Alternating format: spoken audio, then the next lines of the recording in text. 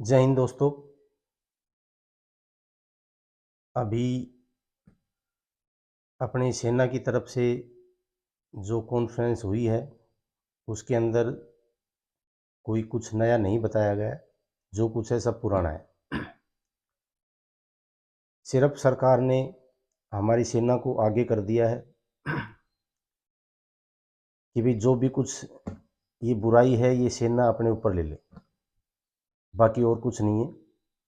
जो बातें थी कल तक बताई गई थी वही आज हैं और वही कल थी। जो असली मुद्दे हैं उनके ऊपर बिल्कुल ध्यान नहीं दिया गया। नंबर एक, रिटन एग्ज़ाम। आर्मी का जो रिटन एग्ज़ाम बाकी है उसके बारे में। दूसरा, एयरफोर्स की इनरोलमेंट बाकी है उसके बारे में।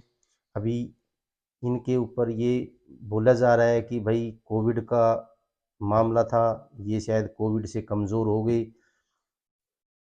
बड़े शर्म की बात है। अभी एक हमारे मंत्री जी हैं अनुराग ठाकुर जी, उन्होंने बोला है कि एग्ज़ाम इनरोलमेंट के ऊपर हम डिस्कस कर रहे हैं और हम सरकार से बातचीत करेंगे, इसके ऊपर युवाओं से हम बातचीत करने के लिए तैयार हैं। ये बहुत एक अच्छी बात है। लेकिन सेना से ये कहना कि अभी जो अग्निपथ की ये जो योजना है वापस नहीं होगी, ये गलत बात है। ये सरकार लाई है, ये सरकार के ऊपर है वो योजना वापस लेती है या नहीं लेती है। आर्मी को आगे ना कीजिए। अभी इनमें बहुत ही जो चीज़ें हैं वो क्लियर नहीं है। नंबर एक, जो हमारे एक्स सर्विसमैन के बच्चे हैं उनके भविष्य का क्या है। क्या जो हमारा जो एक सैनिक है जो 25 साल 30 साल वहाँ पर नौकरी करता है, अपने घर को छोड़ के पड़ा है, जो उसको एक कोटा मिलता था एक्स सर्विसमैन के बच्चों के लिए, वो मिलेगा या नहीं मिलेगा। सेंटरों में एक्स सर्विसमैन के बच्चों की भर्ती होगी या नहीं होगी, कोई ऐसी चीज़ें नहीं बताई जा रही हैं। दूसरा, टेक्निकल क्लर्क और ट्रेडमैन के ऊपर जो टीओडी लागू है, जो 4 साल की जो चीज़ है वो किस प्रकार से लागू होगी। एक टेक्निकल या ट्रेडमैन या अपना जो क्लर्क है उसकी जो ट्रेनिंग ही है वही कम से कम 2 साल की, जबकि ट्रेनिंग केवल 6 महीने की दी। किसी प्रकार का कोई चीज़ इसमें क्लियर नहीं है। अभी ये जो एग्ज़ाम के बारे में और उसके बारे में इनरोलमेंट के बारे में अभी तक जो बताया गया था वो ये बताया गया था होगा, होगा, ज़रूर होगा। उसके बाद के अंदर जब राजनाथ सिंह जी ने अपने 1 महीने पहले या 1.5 महीने पहले जो बताया था उसमें भी यही बताया था कि आपकी जल्द से जल्दी भर्ती आएंगी और आपका रिटन एग्ज़ाम भी जल्दी होगा। पूरा आश्वासन दिया था। एक रक्षा मंत्री ने जब इतना आश्वासन दे दिया तो इससे ज़्यादा और क्या हो सकता है। और फिर एकदम ये धोखे की तरह दिया है कि भाई ये टीओडी लागू है, पिछला सब कुछ रद्द। अभी जो आगजनी और जो ये चीज़ आंदोलन करने का जो तरीका था इसके बारे में मैंने पहले भी बताया था, ये बहुत ही गलत तरीका है। क्योंकि मैंने ये बताया था कि आप आगजनी करेंगे, आप इस प्रकार से ये करेंगे तो आपके साथ कोई नहीं आएगा। आप ये रेल फूकना, बस फूकना, पुलिस पे पथराव करना, इस प्रकार की चीज़ें करोगे तो आपके साथ कैसे आएंगी। आप आंदोलन को तेज नहीं, आंदोलन को बिल्कुल कमज़ोर कर दें। ये मैंने पहले बताया था। आप जितनी ये चीज़ें करोगे उतना ही आपका जो आंदोलन है वो कमज़ोर होता चला जाएगा। आपने आदमी जोड़ने हैं, अपने जो संगठन है, युवा संगठन है या भी आपका जो सांसद है, आप अपने सांसद के पास जाओ, आप अपनी बातें उसके पास रखो। वो आपकी जो बातें वो संसद में भी रखेगा। मैंने ये पहले बताया था। और संसद के अंदर सांसदों ने बात रखी थी, उस समय भी भरोसा दिया गया था सिर्फ कोविड के कारण ये नहीं हो, सिर्फ कोविड के कारण। ये अग्निपथ का तो कोई सिस्टम किसी ने बताया ही नहीं था कि अग्निपथ लागू होगी और इसलिए ये नहीं हो रहा है। अगर हमारा सैनिक 6 महीने से ज़्यादा कोई भी प्रोसेस पूरा हो जाता है, डॉक्टरी हो जाती है, मेडिकल फिट वो फिजिकल फिट हो जाता है, उसके बाद में अगर रिटर्न एग्ज़ाम होता है और जब वो ज्वाइनिंग करता है उससे 6 महीने पहले अगर डॉक्टरी हुई है, मेडिकल पास है, तो उसकी दोबारा डॉक्टरी होती है। ये हमने पहले बता दिया था, ये अब भी है। भाई जो ज्वाइनिंग करेगा उसकी डॉक्टरी फिर कर लो, वो तो होनी है।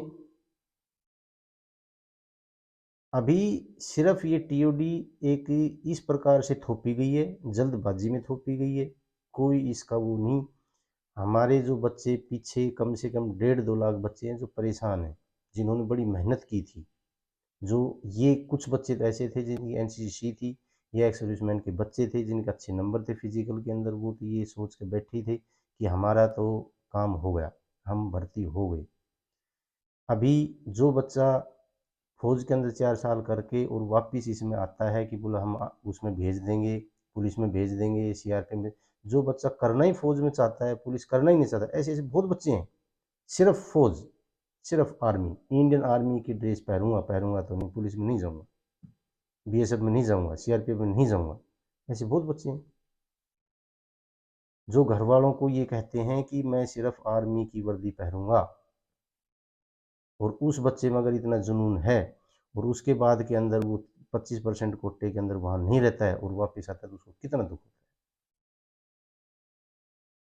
इस बात को सरकार ने समझना चाहिए, आर्मी के जो ऑफिसर हैं उनको भी समझना चाहिए।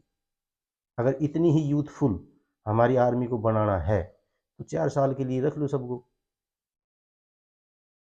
यूथफुल बन जाएगी, ऑफिसर भी 4 साल और अपने ये सैनिक भी 4 साल। अभी इनका जो भविष्य है वो किसी तरह का नहीं रहेगा। बाकी आप ज़बरदस्ती कर रहे हैं कि ये ठीक है, ये ठीक है, और वो आदमी वहाँ पर बोल रहे हैं टीवी के ऊपर ये ठीक है कि जो सर्विसमैन हैं, एक्स सर्विसमैन हैं, जो फौज के अंदर 36-36 साल का रहे, 32 साल का रहे, 30 साल का रहे, और आज वो बोल रहे हैं कि जो ये पीछे वाली जो जनरेशन है, जो अब जो जनरेशन है, वो सिर्फ 4 साल ही करे। ऐसा क्यों? आप सोच समझ के जो पीछे वाले एग्ज़ाम हैं उनको, जो इनरोलमेंट बाकी है जो एयरफोर्स की, सिर्फ सिर्फ इसलिए है कि भाई हमारा तो नाम आना है। और आज वो कोरोना की वजह से वो लड़का कमज़ोर हो गया, मेडिकल अनफिट हो गया। वो किसने किया? आप लोगों ने किया। रिजल्ट निकालने के अंदर, यानी लिस्ट लगाने के अंदर कोरोना का क्या रोल है? कोई भी बता दे इस बात को। जब आपने पूरा प्रोसेस कर लिया, जब उन्होंने भर्ती देखी तब कोरोना नहीं दिक्कत आई, मेडिकल किया जब कोई कोरोना में दिक्कत नहीं आई, फिजिकल किया जब कोई कोरोना में, सिर्फ लिस्ट निकालने के अंदर, जो मेरिट लिस्ट है उसको आउट करने में, जो इनरोलमेंट डेट देने में कोरोना का क्या रोल है? और आज उस कोरोना ने उनको कमजोर कर दिया, वो एयरफोर्स के अंदर जाने लायक नहीं है। वो ओवरेज हो गए हैं, ओवरेज हो गए 2 साल की, फिर आपने छूट दे दी, अब ओवरेज नहीं होंगे वो।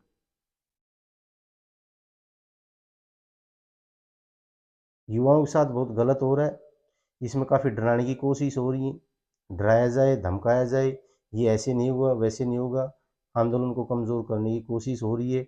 कुछ तो ये कोशिश कर रहे हैं, कुछ आप लोग भी इस आंदोलन को कमज़ोर करने की कोशिश कर रहे हो, जो आगजनी कर रहे हैं, जो पत्थरबाजी कर रहे हैं, ये बहुत ही गलत चीज़ है। ये संवैधानिक उसमें लागू है ही नहीं।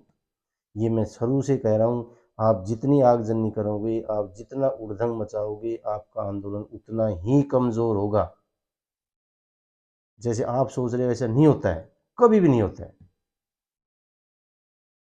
भारत एक संवैधानिक देश है, इसके अंदर आप अपनी बात रखिए, आंदोलन भी करिए, आप धरना प्रदर्शन भी करिए, लेकिन शांतिपूर्वक। ये नहीं है कि भाई रेल फूंक दी, क्या हुआ उससे? कुछ नहीं हुआ।